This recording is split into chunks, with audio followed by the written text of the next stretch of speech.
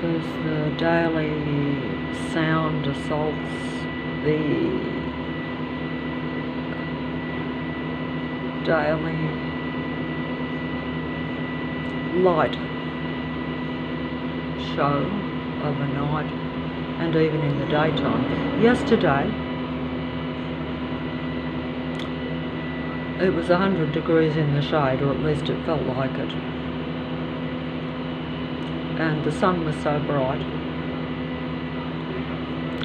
and yet you had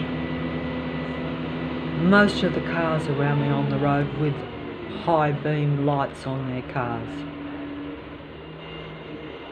Is that for real? Is that for real? Oh, sorry. No, it's not for real, but everyone in Sydney, or in this particular inner west, I'm in Leichhardt, which is like the hub of, or haven, as I've said before, because they put these words up around me on the shops and things so on. They're telling me that yes, you are in a haven, a protected area for our dark devil spirits, you could say. You know, I have to be fancy here, but it doesn't matter. They look like real caring, compassionate human beings. They can only put up that pretense for short periods of time, I believe. But that's enough, because when they go outside their house, like myself, they can put on the persona of being a real, caring, life human being in their own natural state. They're aggressive, angry, dead, dark spirits that only wallow in and are only comfortable in a destructive reality. Not destructive to themselves, only destructive to real life.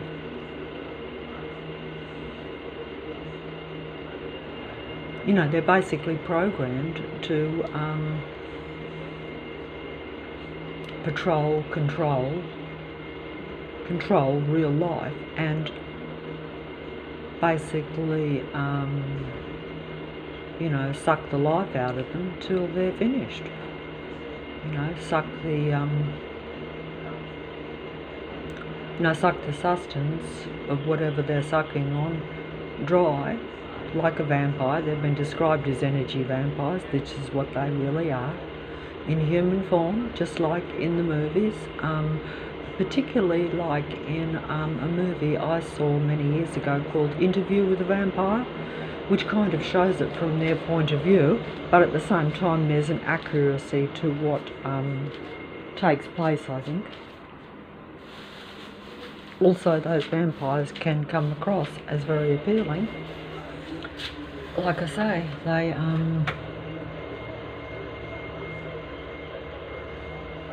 you know, I don't, it's, where was I? They turned the sound down now, you see, as soon as I turned the mobile on.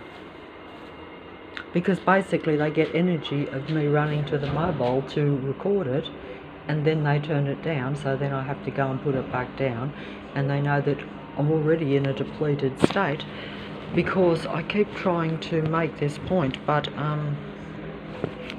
that's because, you know, the repeated attacks on your body, sometimes you learn to accept living in a limited body, which I don't accept but have to accept, because when you know that it is not of your own doing and not a natural occurrence, that it is direct energy assaults on your body, attacks by all around you. You know, when I say all around you, it has to be very local. It's usually in your own vicinity. The closer, as I've said before, this has been told to me, the closer the android beings or the human beings that pretend to be real life are to you in physical proximity, like if they're just through a wall or something, it's extremely easy for them to send direct energy at you. How much you receive of that, I know this myself, depends on your mood at the time or your frequency and vibration.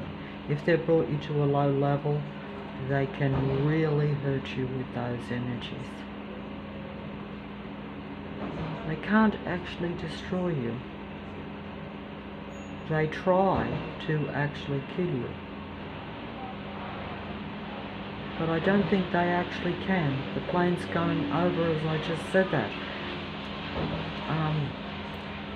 But you actually do kind of, if it is unbearable what happens or the results of it, because they can still hurt you very badly. And so then you're living a decrepit life, a limited life physically, dragging yourself around if you're lucky even, while they mimic that and get the sympathy, because don't forget that's all part of their game too. They have to make you insignificant so they basically can continue to drain you. I've lost my train of thought because of the noise. I can't even speak clearly or properly. I'm losing my temper here too, which also is energy for them. Because the only way you really defeat them is to laugh and smile in their face continually. That completely destroys them. But how do you do that when you're surrounded all the time with negativity? That's right, and they know that. They know that it works their way, even though you want to actually smile and laugh at them, and even just in general anyway. You know, unlike the negative beings, human beings don't really derive pleasure unless they are laughing and smiling. They don't take pleasure from unpleasant activities at all usually. That's not normal. That's the activities of an artificial life form or an artificial human being, pretending to be a real life human being. And how can they not pretend or emulate the human being really well when they are downloading human thoughts? They're not only observing and watching human beings daily, 100%, picking up every little thing, even down to the minest details. They scan. That's why they get upset by the slightest things, because they're scanning to assimilate the human traits into themselves, so that way they can pass themselves off as real life, compassionate, real human beings, more or less. But also, while they're doing this, they also get very angry because they get annoyed by every little thing about a human being, and they see insignificant things as great importance, things that human beings would take no notice of because they're in a sane state of mind.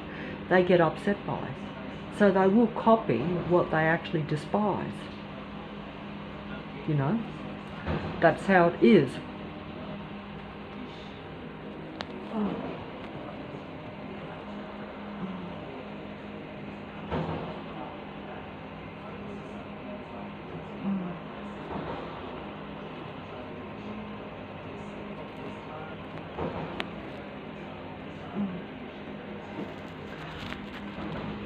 Oh, I don't know if that even came out. I get that.